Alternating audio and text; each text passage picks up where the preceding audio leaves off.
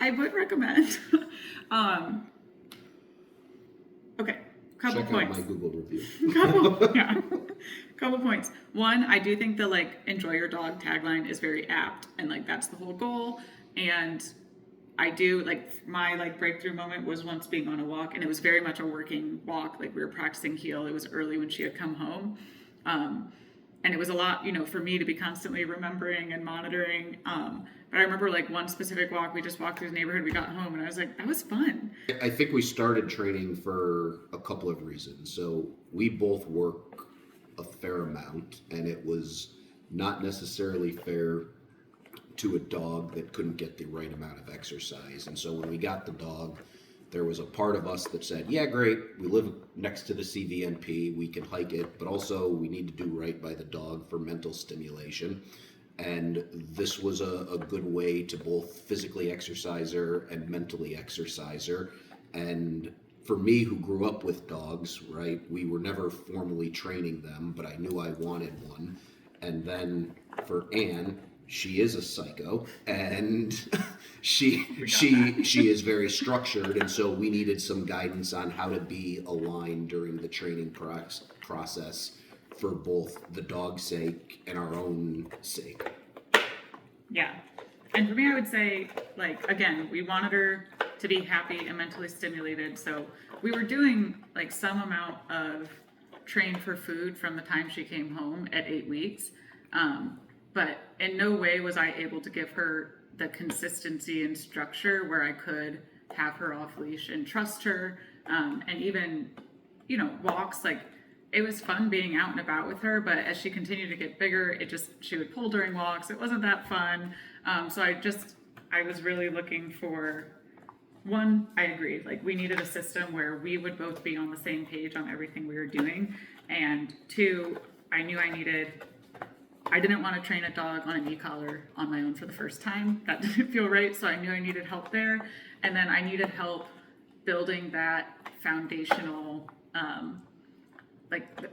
the mentality she lives in, where she knows what she controls and that she can earn her rewards and that it's going to be consistent every time. So I needed help. I was looking for trainers for pretty much as soon as she was going to be old enough. And I did like reach out to and research everyone in the area. If there's one thing about me, I'm going to make a well-researched purchase. So did reach out to and look into everyone. And part of why I wanted to go with Canine Guide was just tons of clarity on expectations, super clear structure to all the programs with reasoning behind them. Yana answered all of my many, many questions with a reassuring level of detail. Never made me feel bad for having more and more of them. So I think I just felt, and then we did the initial appointment and everything, and I just felt really confident that they were going to treat my dog really well and that she would come home with a lot of clarity on what was expected of her. So we decided to do the board and train. I think it comes back to wanting to be realistic about the level of consistency we could provide at home, laying her foundation and helping her understand. We trust them as much as you could trust somebody with something or someone you love. The first thing about Jimmy, Colin, and Yana is that Pancake loves them, right? So, you send your puppy away for 2 weeks and you're nervous about it to begin with, but she comes back and she's happy and always excited to see them. I can remember 2 weeks into it getting a picture of Colin holding Pancake in the middle of a field and being like, oh, cool, okay, these are good people, and the dog likes them. And still to this day, when we go to an alumni class, she's super excited to greet them. It is exciting. And then as people, not only are they extremely helpful and conscientious about interacting with us as a past client, right, answering text, training us, but they're also fun to hang out with. One of my huge goals going into this was I want her to be off leash and reliable, and I want to be working on reinforcing that, not teaching it for the very first time, just so I know we're on a really solid footing there. I think that actually setting really measured expectations about what could be achieved in what time frame was helpful, because I knew that the training wasn't going to be like out the gate aggressive. Like, you're going to give the dog time to warm up, you're going to give the dog time to understand what's being asked, and it was all very gradual, and it didn't feel like anything was going to be rushed, and so that built confidence for me. We've gone to several different alumni classes now, and one, it's a controlled amount of distraction, so I felt comfortable pushing her and trying things that I wouldn't necessarily have tried around some random dog. You know, everyone's vetted, we know what all the dogs are capable of, and so the structure lets you try things out. And then also going through it and having, you know, all the folks who had trained with her, knowing what she could do and setting challenges for us with a lot of distractions and with a lot of other dogs there. We can do even more with her than I was yet brave enough to do, because she just has a really solid foundation. All the commands are really well generalized. Yeah, we can take our dog all the places we want to take our dog. Yeah, I also think it's a good benchmark, right? You're able to go and see where other dogs are and how other dogs behave, and learn where maybe you hadn't thought to grow or develop or challenge. The canine guide folks are really good at teaching humans, and that I think is just really stand out. Like, they build confidence in us. Yeah, and adapting to the different styles of humans, right? The way you want to be taught and learned and communicated with is way different than the way I want to be taught and learned and communicated with. And they do a really good job of kind of quenching your knowledge for information. I want short, quick responses. You want a lot of information and feedback, and they've done a really good job of managing both. Questions you're asking makes it clear to me that you're going to be invested in the follow-up, and like, I think you're going to be successful because you're asking questions. So I was like, oh, whew, okay, this is like, they get it. Like, I just need to understand. I think one of the questions you asked that is probably hits most home for me is, what was kind of the breakthrough moment with the dog? And I knew I wanted a dog that I could take wherever and not have to worry about how it would interact with people on a leash or not on a leash.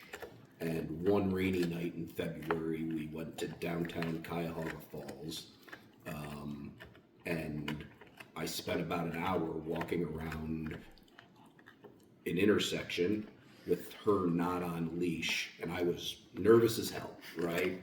It was the first time not on leash, and then after, like around traffic, around people, around distractions that she wouldn't see in the house or in the neighborhood. And she was great, right? She was at my hip, she listened to every command, and that was when it was, oh, cool, we can do even more than this with the dog. And that's when we started working on scent work and letting her roam half a mile away and calling her back, and tone training. She is off leash way more than she's on leash wherever we're going. Home Depot, park, or around the neighborhood. My parents' house, where there's like 13 little kids running around, all the nieces and nephews. And I'm just super confident that if I ever need her back with me, I can get her back with me. If I need her to hold still somewhere so that she's safe, she will do it. So, yeah, I feel like my off-leash dreams have come true. Yeah, she's absolutely never on a leash with me. And at this point, she is so well trained that any of the stores that we go to are super comfortable with her not being on leash, right? There's a Lowe's down the street. They know Pancake. Also, they don't expect her on a leash anymore because she's so well trained. I've been in a couple of pet stores in the area where the first time in, they would go, oh, hey, we would like your dog on a leash. And after watching us work and walk around, we go in and out without a leash anymore. So for me, she's never on a leash. You know, in a hardware store, I can leave her in the lumber aisle and walk around and come back and she's still there. Maybe she's getting petted by a random old guy picking up some wood, but she doesn't move. So she's never on a leash with me. I think one of the things that's most endearing is when you recall her and she's so hyped to be recalled that she zooms back and helicopters into the side of your leg. Just like her like enthusiasm for everything she's doing. I think that's my favorite part. I think my favorite is when we go to a Lowe's or Home Depot or go to a restaurant and take the dog and somebody says, "Oh, that's a really calm dog. This would be great. We're thinking of having a family dog too. This is a great, what type of breed is that?" And you're like, This is it is a very calm dog, but it's a calm dog because it's extremely well trained at this point. And they don't make the connection of, oh, hey, it's a working dog that will zip out from a bird in a heartbeat if she didn't know that she was supposed to be right here chewing her bone for the next hour. Yeah, like she's calm because she's working. Yeah. So the e-collars, for somebody who hasn't used them, are absolutely a scary proposition. But with a bird dog, and as we have given more leeway or Pancake has earned more trust, it's an absolutely necessary tool as endorphins start to run through here, right? If we take her out into the CVNP, right, it's way different than how she responds at home. And the only way we could assure kind of that safety is that she is responsive to that e-collar. It is really not a big deal. She is not scared of the collar. She has not ever whimpered at an interaction from it. It is just part of training. And so the e-collar ensures I can let her be far away from me and I can keep her safe because I have a way to communicate with her that she understands.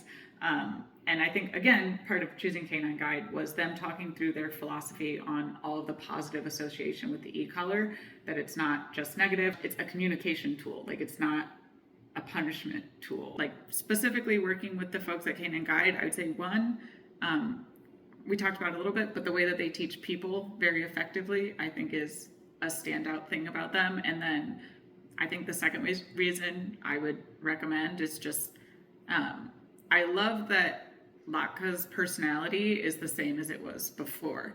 Like, I loved her personality.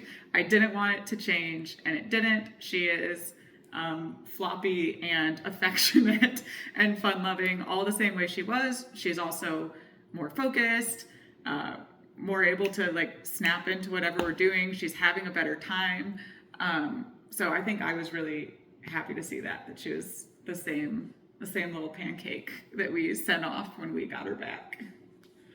Yes, would recommend. No, I also think, like, great for training, absolutely.